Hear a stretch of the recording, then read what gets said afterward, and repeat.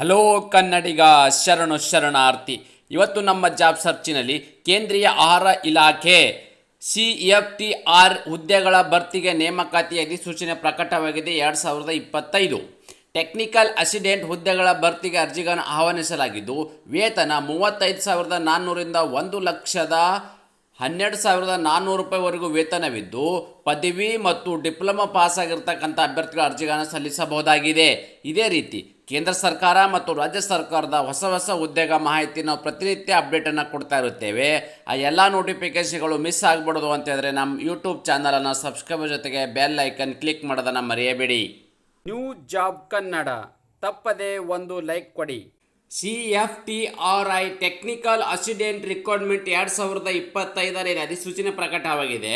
ಏನಪ್ಪ ಅಂತಂದರೆ, ಕೇಂದ್ರೀಯ ಆಹಾರ ತಂತ್ರಜ್ಞಾನ ಸಂಶೋಧನಾಲಯ ಇದರಲ್ಲಿ ಅಗತ್ಯವಿರುವ ಟೆಕ್ನಿಕಲ್ ಅಸಿಸ್ಟೆಂಟ್ ಹುದ್ದೆಗಳ ಭರ್ತಿಗೆ ಅರ್ಹ ಹಾಗೂ ಆಸಕ್ತ ಅಭ್ಯರ್ಥಿಗಳಿಂದ ಅರ್ಜಿಗಳನ್ನು ಆಹ್ವಾನಿಸಲಾಗಿದೆ. ಹುದ್ದೆಗಳ ಭರ್ತಿಗೆ ಸಂಬಂಧಿಸಿದಂತೆ ಹುದ್ದೆಗಳ ಸಂಖ್ಯೆ, ಕರ್ತವ್ಯ ಸ್ಥಳ, ಶೈಕ್ಷಣಿಕ ಅರ್ಹತೆ, ವಯೋಮಾನ, ಅರ್ಜಿ ಸಲ್ಲಿಕೆ ವಿಧಾನ ಮತ್ತು ಹುದ್ದೆಗಳ ಮಾಹಿತಿಯನ್ನು ಕಂಪ್ಲೀಟಾಗಿ ನಾನು ನಿಮಗೆ ಈ ವಿಡಿಯೋದಲ್ಲಿ ತಿಳಿಸ್ಕೊಡ್ತೀನಿ. ಈ ವಿಡಿಯೋನ ಸ್ಕಿಪ್ ಮಾಡದೆ ಕೊನೆ ತನಕ ನೋಡಿ. ಹುದ್ದೆಗಳ ಬಗ್ಗೆ ಮಾಹಿತಿ ನೋಡೋದಾದರೆ, ಟೆಕ್ನಿಕಲ್ ಅಸಿಸ್ಟೆಂಟ್ ಇರ್ತಕ್ಕಂಥ ಹುದ್ದೆಗಳಿರ್ತಕ್ಕಂಥದ್ದು. ಅದೇ ರೀತಿ ಕರ್ತವ್ಯ ಸ್ಥಳ ಬಗ್ಗೆ ನೋಡೋದಾದರೆ, ಹುದ್ದೆಗೆ ಆಯ್ಕೆಯಾಗಿರುವ ಅರ್ಹ ಅಭ್ಯರ್ಥಿಗಳು ಮೈಸೂರು ಜಿಲ್ಲೆಯಲ್ಲೇ ಕಾರ್ಯವನ್ನು ನಿರ್ವಹಿಸಬೇಕಾಗುತ್ತೆ.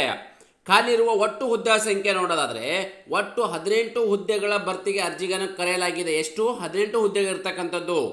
ಅಪ್ಲಿಕೇಶನ್ ಹಾಕು ಬಯಸುವ ಅಭ್ಯರ್ಥಿಗಳು ಯಾವೆಲ್ಲ ಒಂದು ಕ್ವಾಲಿಫಿಕೇಷನ್ಗಳ ಅರ್ಹತೆಯನ್ನು ಹೊಂದಿರಬೇಕಪ್ಪ ಅಂತಂದರೆ, mechanical engineering, diploma in mechanical engineering ಆಗಿರಬೇಕಾಗತ್ತೆ.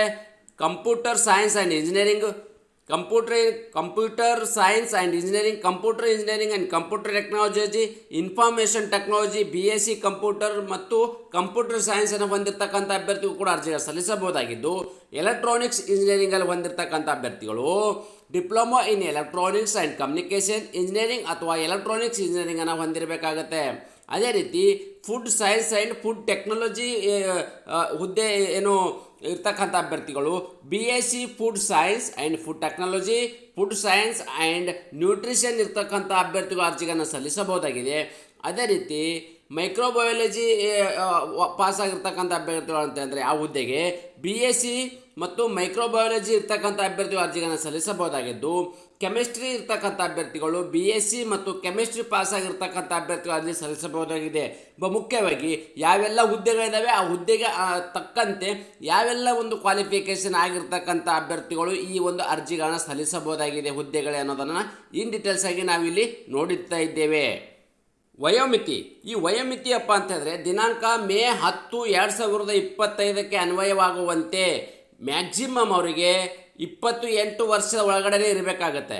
ಅದರಲ್ಲಿ ಕೂಡ ಮುಖ್ಯವಾಗಿ ವಯಸ್ಸುಳಿಕೆ ಕೂಡ ನೀಡಲಾಗಿದೆ. SC/ST ಅಭ್ಯರ್ಥಿಗಳಿಗೆ 5 ವರ್ಷ ವಯಸ್ಸುಳಿಕೆವಿದ್ದು, OBC ಅಭ್ಯರ್ಥಿಗಳಿಗೆ 3 ವರ್ಷ ವಯಸ್ಸುಳಿಕೆ ನೀಡಲಾಗಿದೆ. ಹಾಗಾದರೆ ಜನರಲ್ ಕ್ಯಾಟಗರಿಗೆ ಸಂಬಂಧಪಟ್ಟ ಅಭ್ಯರ್ಥಿಗಳು ಮ್ಯಾಕ್ಸಿಮಮ್ 28 ವರ್ಷ ಒಳಗಡೆ ಇರ್ತಕ್ಕಂಥ ಅಭ್ಯರ್ಥಿಗಳು ಅರ್ಜಿಗಳನ್ನು ಸಲ್ಲಿಸಬಹುದಾಗಿದೆ. ವೇತನ. ಆಯ್ಕೆಯಾಗಿರ್ತಕ್ಕಂಥ ಅಭ್ಯರ್ಥಿಗಳಿಗೆ ಪ್ರತಿ ತಿಂಗಳು ಸಿಗ್ತಕ್ಕಂಥ ವೇತನ ಬಗ್ಗೆ ನೋಡೋದಾದರೆ 35,400ರಿಂದ 1,12,400 ರೂಪಾಯಿವರೆಗೂ ಅವ್ರಿಗೆ ಪ್ರತಿ ತಿಂಗಳ ವೇತನ ಸಿಗಲಿದ್ದು, ಅದೇ ರೀತಿ 64,700 ರೂಪಾಯಿ ಕೂಡ ಇಲ್ಲಿ ವೇತನ ಸಿಗಲಾಗಿದೆ. ಯಾಕಪ್ಪ ಅಂತಂದರೆ ಬೇರೆ ಬೇರೆ ಹುದ್ದೆಗಳಿರೋದ್ರಿಂದ ಆ ಹುದ್ದೆಗೆ ಅನುಗುಣವಾಗಿ ಇಲ್ಲಿ ವೇತನವನ್ನು ನೀಡಲಾಗುವುದು. ಆಯ್ಕೆ ವಿಧಾನ. ಹಾಗಾದರೆ ಈ ಅಪ್ಲಿಕೇಶನ್ ಹಾಕಿರ್ತಕ್ಕಂಥ ಅಭ್ಯರ್ಥಿಗಳನ್ನ ಸೆಲೆಕ್ಷನನ್ನು ಹೇಗೆ ಮಾಡ್ತಾರಪ್ಪ ಅಂತಂದರೆ, ಟ್ರೇಡ್ ಟೆಸ್ಟ್ ನಡೆಸಲಾಗೋದು. ಅಂದರೆ ನಿಮಗೆ ಹುದ್ದೆಗೆ ರಿಲೇಟೆಡ್ ಇರ್ತಕ್ಕಂಥ ಒಂದು ಟ್ರೇಡ್ ಟೆಸ್ಟ್ ನಡೆಸಲಾಗೋದು. OMR ಬೆಸ್ಟ್ ಅಥವಾ ಕಂಪ್ಯೂಟರ್ ಬೆಸ್ಟ್ ಟೆಸ್ಟ್. ಇಲ್ಲಿ OMR ಮುಖಾಂತರನೂ ಅಥವಾ ಇಲ್ಲಿ ಕಂಪ್ಯೂಟರ್ ಅಂದರೆ ನಿಮಗೆ OMR ಅಲ್ಲಿ ಕ್ವಶನ್ಸನ್ನು ಕೊಟ್ಟು ಎಕ್ಸಾಮ್ ನಡೆಸ್ಬೋದು. ಇಲ್ಲಾಂದರೆ CBT ಇಲ್ಲಪ್ಪ ಅಂತಂದರೆ CBT ಅಂದರೆ ಕಂಪ್ಯೂಟರ್ ಬೇಸ್ಡ್ ಒಂದು ಎಕ್ಸಾಮ್ ನಡೆಸಲಾಗುವುದು. 2ರಲ್ಲಿ ಒಂದು ಎಕ್ಸಾಮ್ ನಡೆಸಲಾಗುವುದು. ಇದಾದ ಮೇಲೆ ಮೆರಿಟ್ ಆಧಾರದ ಮೇಲೆ ಅಭ್ಯರ್ಥಿಗಳ ಹುದ್ದೆಗೆ ಆಯ್ಕೆಯನ್ನು ಮಾಡಲಾಗುವುದು. ಅರ್ಜಿ ಸಲ್ಲಿಕೆ ವಿಧಾನ. ಹಾಗಾದರೆ ಈ ಅರ್ಜಿಗಳನ್ನು ಹೇಗೆ ಸಲ್ಲಿಸಬಹುದು ಅಂತ ನೋಡೋದಾದರೆ, ಅಭ್ಯರ್ಥಿಯು ಈ ಹುದ್ದೆಗಳಿಗೆ ಆನ್ಲೈನ್ ಮೂಲಕವೇ ಅರ್ಜಿಗಳನ್ನು ಸಲ್ಲಿಸಬೇಕು. ಈ ಆನ್ಲೈನ್ ಮೂಲಕ ಅರ್ಜಿ ಬಯಸುವ ಅಭ್ಯರ್ಥಿಗಳ ಏನು ವೆಬ್ಸೈಟ್ ಇದೆ ಆ ವೆಬ್ಸೈಟು ನಾನು ಯೂಟ್ಯೂಬ್ ಡಿಸ್ಕ್ರಿಪ್ಷನ್ ಬಾಕ್ಸಲ್ಲಿ ಕೂಡ ಲಿಂಕನ್ನು ಕೊಟ್ಟಿರ್ತೀನಿ.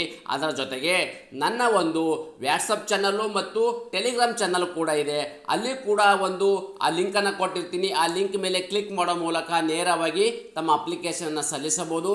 ಅದೇ ರೀತಿ ನಾವು ಪ್ರತಿನಿತ್ಯ ಕೊಡ್ತಕ್ಕಂಥ ಅಪ್ಡೇಟ್ಗಳನ್ನು ನೀವು ವ್ಯಾಟ್ಸಪ್ ಮತ್ತು ಟೆಲಿಗ್ರಾಮ್ನಲ್ಲಿ ಕೂಡ ನೀವು ಪಡೆಯಬಹುದಾಗಿದೆ. ನಿಗದಿತ ಅರ್ಜಿ ಶುಲ್ಕ ಬಗ್ಗೆ ವಿವರವನ್ನು ನೋಡೋದಾದರೆ SC ST PWD ಮತ್ತು BD ಮತ್ತು ಮಹಿಳಾ ಮತ್ತು ಮಾಜಿ ಸೈನಿಕ ಅಭ್ಯರ್ಥಿಗಳಿಗೆ ಅರ್ಜಿ ಶುಲ್ಕದಿಂದ ವಿನಾಯಿತಿಯನ್ನು ನೀಡಲಾಗಿದೆ. ಉಳಿದೆಲ್ಲ ಅಭ್ಯರ್ಥಿಗಳು ಅಂದರೆ ಅದು OBC ಅಭ್ಯರ್ಥಿ ಆಗಿರ್ಬೋದು ಮತ್ತು ಜನರಲ್ ಕ್ಯಾಟಗರಿ ಸಂಬಂಧಪಟ್ಟ ಅಭ್ಯರ್ಥಿಗಳಿಗೆ 500 ರೂಪಾಯಿ ಅರ್ಜಿ ಶುಲ್ಕವನ್ನು ಇದೆ. ಹಾಗಾದರೆ ಈ 500 ರೂಪಾಯಿ ಅರ್ಜಿ ಶುಲ್ಕವನ್ನು ಹೇಗೆ ಪಾವತಿಸಬೇಕು ಅಪ್ಪ ನೋಡೋದಾದರೆ ಶುಲ್ಕವನ್ನು ಆನ್ಲೈನ್ ಮೂಲಕವೇ ಪಾವತಿಸಬೇಕಂದ್ರೆ ನೀವು ಅಪ್ಲಿಕೇಶನ್ ಹಾಕಬೇಕಾದ್ರೆ ಡೈರೆಕ್ಟಾಗಿ ಆನ್ಲೈನ್ ಮುಖಾಂತರ ಅಂದರೆ credit card, net banking, UPI ಮುಖಾಂತರ ನಿಮ್ಮ ಈ ಆನ್ಲೈನ್ ಅಪ್ಲಿಕೇಶನ್ ಫೀ ಇದೆ ಪೇ ಮಾಡಬಹುದಾಗಿದೆ. ಅದೇ ರೀತಿ ಅರ್ಜಿ ಸಲ್ಲಿಕೆ ಮತ್ತು ಕೊನೆಯ ದಿನಾಂಕಗಳ ಬಗ್ಗೆ ನಾವಿಲ್ಲಿ ವಿವರವನ್ನು ನೋಡೋದಾದರೆ ಅರ್ಜಿ ಸಲ್ಲಿಸಲು ಪ್ರಾರಂಭ ದಿನಾಂಕ ಏಪ್ರಿಲ್ 10, 2025 ಆಲ್ರೆಡಿ ಸ್ಟಾರ್ಟ್ ಆಗಿದ್ದು ಅರ್ಜಿ ಸಲ್ಲಿಸಲು ಕೊನೆಯ ದಿನಾಂಕ ಮೇ 10, 2025 ಇಷ್ಟು ಒಳಗಡೆ ತಮ್ಮ ಅರ್ಜಿಗಳನ್ನು ಸಲ್ಲಿಸಿ. ನ್ಯೂ ಜಾಬ್ ಕನ್ನಡ ತಪ್ಪದೆ ಒಂದು ಲೈಕ್ ಕೊಡಿ.